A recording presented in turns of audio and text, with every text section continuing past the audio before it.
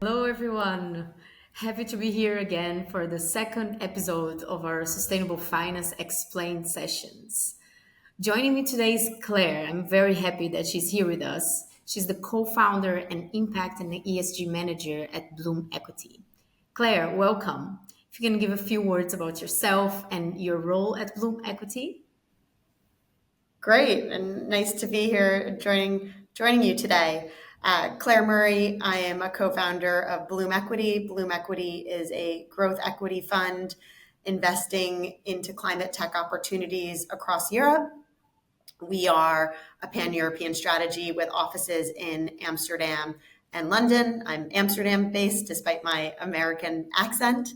And just briefly, in terms of my background, I started in more traditional finance at Goldman Sachs and BlackRock. And then while at BlackRock, helped to build their sustainable investment platform across public and private markets, always at the intersection of financial returns and impact, and helped integrate impact into traditional investment strategies as well as developing new strategies, and then worked at Leapfrog Investments, which is a growth equity impact fund prior to setting up Blume Equity. Very, very nice. And that's why it's so nice to collaborate with you. It's a lot of knowledge. So I think that for today, we spared three themes that we think are essential for both companies and investors alike.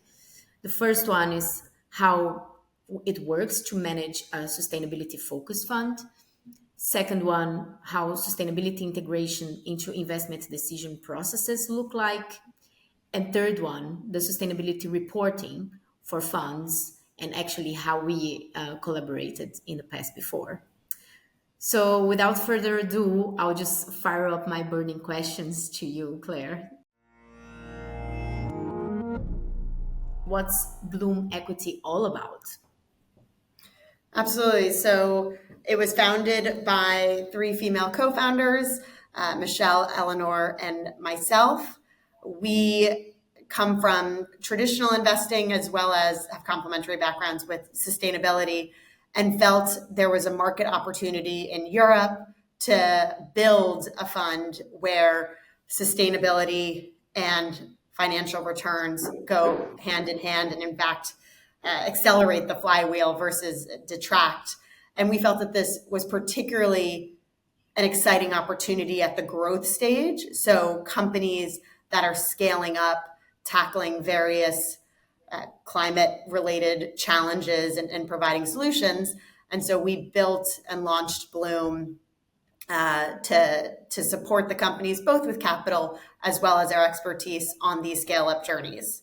And so we invest into growth stage companies, so companies that are revenue generating and growing quickly, usually with product expansion or geographic expansion across Europe, and work with them once we're invested to find value creation initiatives to further drive that growth. Yeah, very, very interesting, especially the three female part. I really, really like that. So, what do you do actually as a co founder and an manager of the fund? So as a co-founder, you do everything, a little bit of everything. So what I lead on and what my background is in terms of expertise areas is sustainability, as you mentioned. So I help develop the strategy that we invest into in terms of climate. So we invest broadly across environmental impact, particularly focused on reducing emissions, but also looking at connected environmental challenges as well. We have three thematic areas of focus. So those are sustainable food systems, responsible consumption and production, and healthy environment.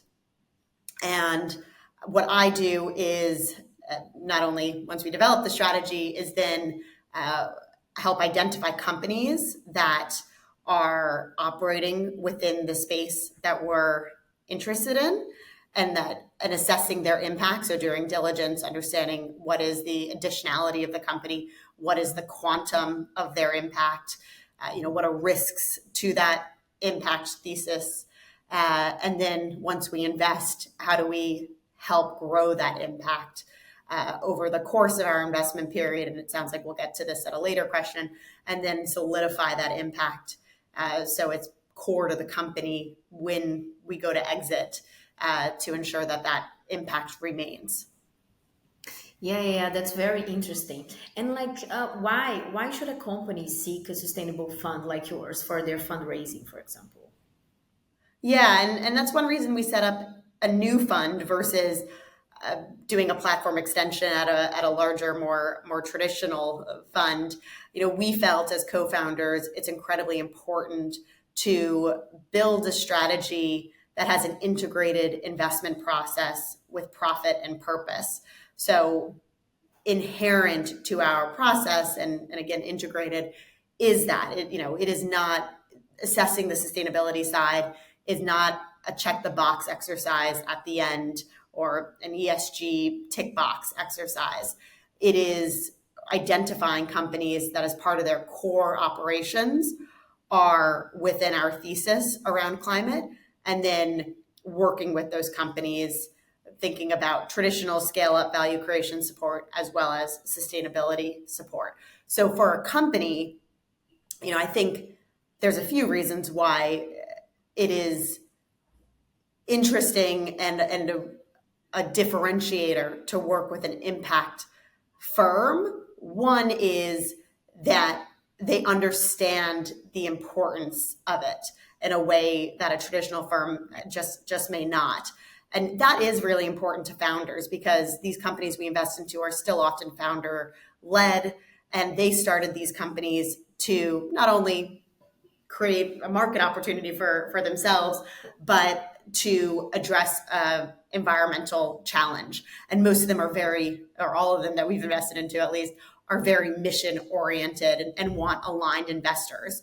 I also think focusing on the impact and the sustainability broadens the time horizon that you have. And so from a journey perspective, obviously there's always ups and downs as you're building a company, and having an impact investor helps to create a longer time horizon and really understanding what are those core drivers of value that will ultimately create sustainable businesses, both financially sustainable as well as environmentally sustainable companies. Yeah, and that's what I think it's extremely valuable as well, because the sustainability related funds are funds that are more used to integrate in the two and are not taking them separately. Example, sustainability reporting versus the profit looking like selection of investments, and especially because SFDR and EU taxonomy, as we know, is like basically putting like an obligation to everyone to basically Yeah. disclose. But the sustainability funds are funds that are already doing this for a while now. So as SFDR and EU taxonomy is just like an extra to them. But thinking specifically on this sustainability integration, and how do you, since you are a sustainability related fund and SFDR is not really like it's just a checkbox exercise, you actually do it because it's your mission. How do you integrate in practice sustainability into your fund's processes?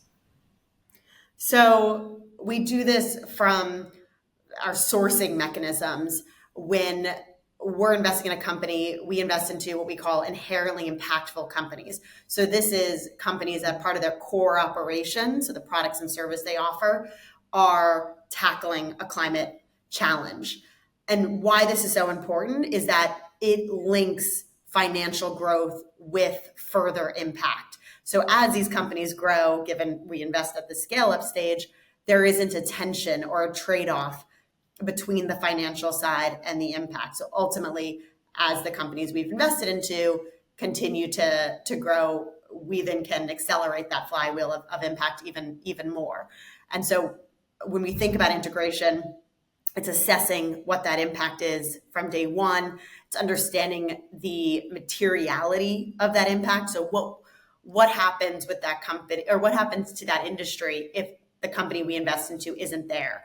What would be the other options, and what's the environmental impact on having this company in operating in this space?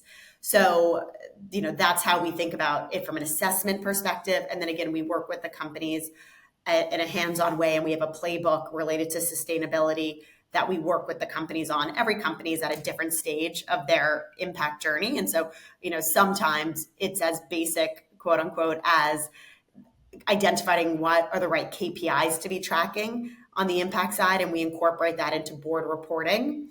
It's worth noting, as a firm, Blume Equity also ties a portion of our carry to impact targets. So we set these targets at the time of investment over the life of our investment period. And from there, we every year assess the progress. We communicate that to our investors. We also have an annual impact report. And by the time we exit a company, we need to see if we've achieved the expected impact target. And if we haven't, we donate a portion of the team's carry, so our carry, to a foundation that's appointed by our LPAC to be able to do the philanthropic work if we haven't been able to do it on the private side. So it is something that we all are incentivized by, not only financially but also to come to build Blume, and why we set up the firm. And then on the SFDR side, we worked with you also, SCG, on the periodic reporting. So we had set up the framework for SFDR previously when we set up Blume. And what I found interesting was we were already doing a lot of the work related to SFDR on an annual reporting basis, but we hadn't formalized it previously. And so, already we were looking at the adverse indicators, what are the risks, potentials, but we worked with you to be able to formalize that into our annual reporting, and which goes into our audited financial statements, to ensure that we communicate that in a consistent way to what other funds are doing and to what the regulators want to see as well. Yeah, and that's very interesting, because it seems to me that Blume is a fund that incorporates everything that is there exists today when it comes to not only reporting properly, but actually using the best mechanisms there is for you to actually measure the KPIs. For example, the impact linked compensation mechanism that you have, it's pretty interesting, and pretty, to be honest, it's just a niche of investors that are actually willing to have a part of their carry linked to impact. So it's quite interesting to see how you have everything there. And just a quick question about how does all this impact your portfolio companies? How does it affect them? So what we want to see is it affecting the companies in a positive way, and that we can point to collecting this data, as well as the sustainability value creation initiatives we've worked on with them to drive financial performance. That linkage to us is incredibly important. And we have been able to show that with the companies we've invested into. What my concern always is, and what I'm very sensitive to, is making sure this doesn't feel like a one-sided data dump where we ask for a lot of information from a company. They don't get any feedback on what's the so what of that data. How do they compare to their peers potentially? Are there potential data issues we see from a credibility perspective with their assessments? Is there a commercial argument to be made because of what data we have? How is this communicated to other shareholders? So what we do is we work with the companies once we ask for a lot of this information, to articulate a so what, and what this information can do to make sure that they're running the best businesses they can. And there is a lot of information out there to show that more sustainable businesses have financial success. If companies are thinking about exiting, whether that's through an IPO market or strategics, this sort of information is requested, or even future fundraising rounds. This sort of information is needed already. And so if you can formalize that beforehand, that helps you prepare a company for that next stage of growth. Yeah, and I hate to bring jargons here, but engagement is key, right? Absolutely. Yeah, it's impossible to go without it, because it is indeed like it's an essential, like sustainability really brings complexity. We cannot run away from it. It's extra data points. Yeah. So if And it we takes more don't have time. yeah, it takes more time, and if you don't have engagement, then it's actually not going to work, right? How do you make sure that your investments still hold sustainability as a priority?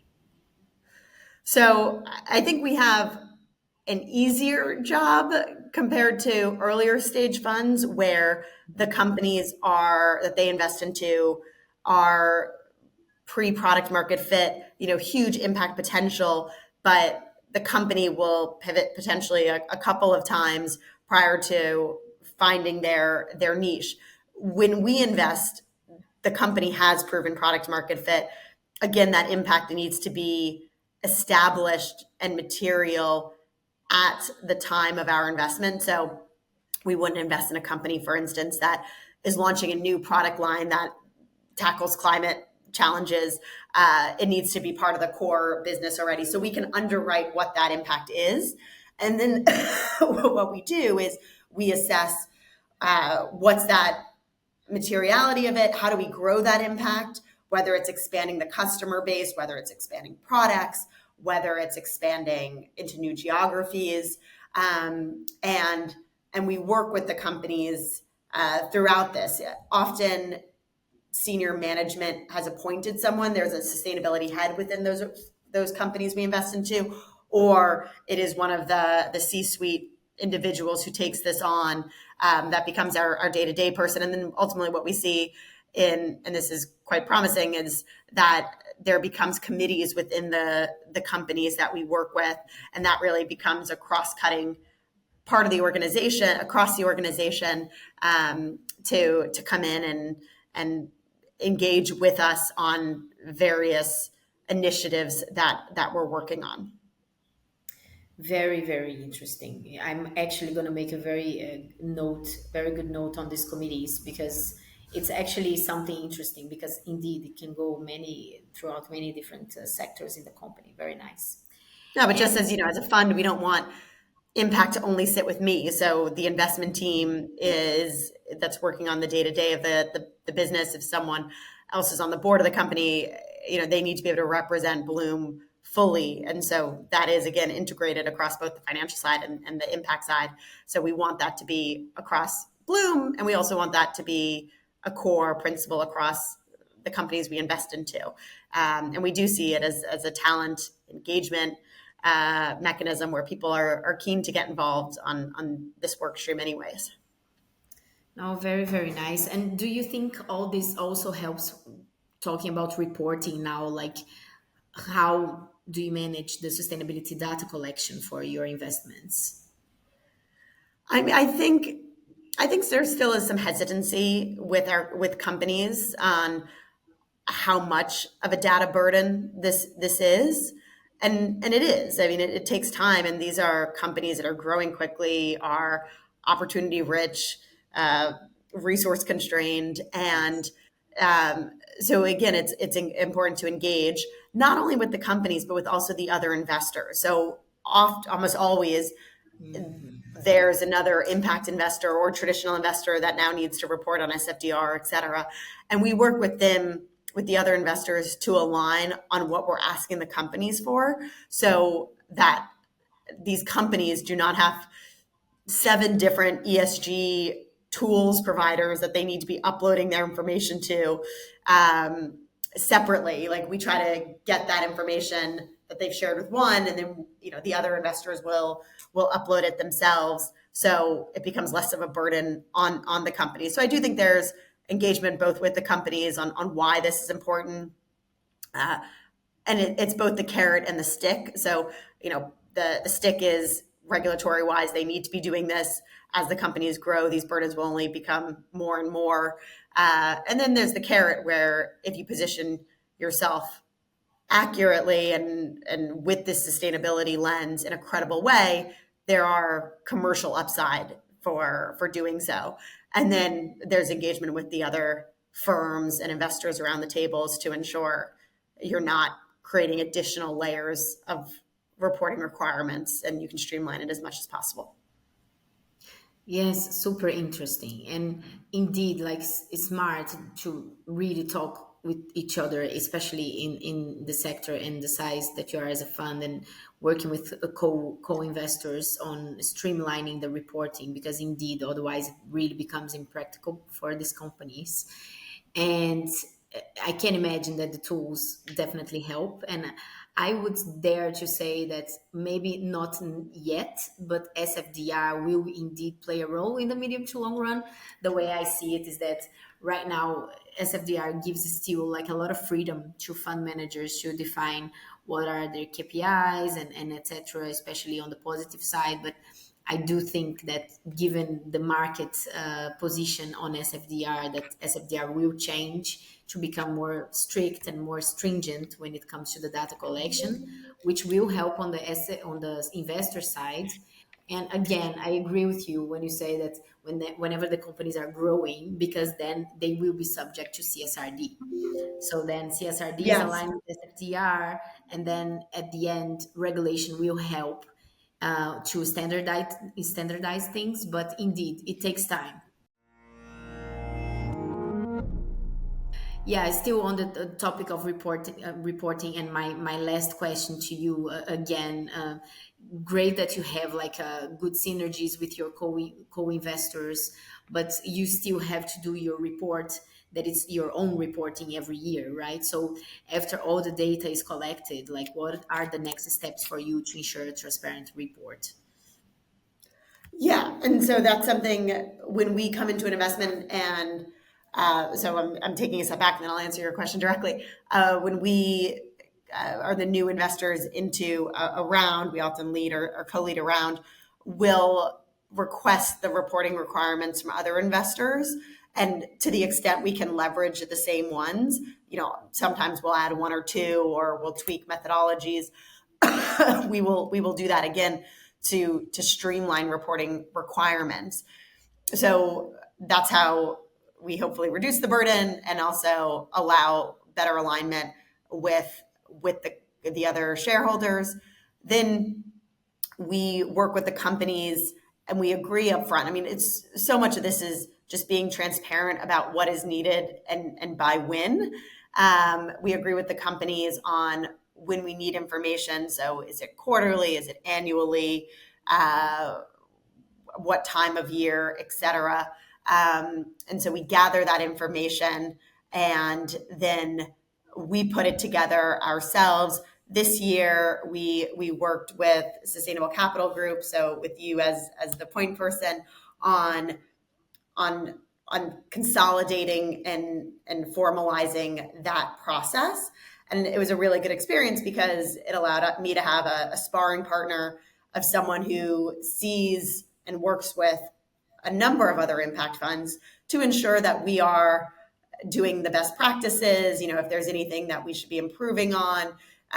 Just getting that outside in perspective was very useful to us. Yes, I have to say it was quite fun to work with you, because it was, I mean, you are quite fast in what you're doing. And it's just like, it was really a sparring partner. Claire, I need this data. Please, can you give me? Yes, in 2 days, I have it for you. And we managed to have like a very nice consolidated data sheet that gave us like the foundation to really make sure that we had like a very integer and transparent report that really reflected what happened in Blume Equity in the past year, and how you could really attach to your financial statements, and even like building a bridge with your auditors. So quite interesting and fun to be able to work with you there, and looking forward for the next ones actually. But Likewise. this was my last question, and thank you very much for this. I think like very very insightful. I think a lot of fund managers are out there really trying to crack the code, and they will think everything that you said here, it can be very useful for them, and also for the companies that are really looking for sustainable investors. How can they really prepare to pitch to you? So thank you very much for this. It was very inspiring to hear from you, and see you next time. Likewise. Talk soon. Thanks for having me.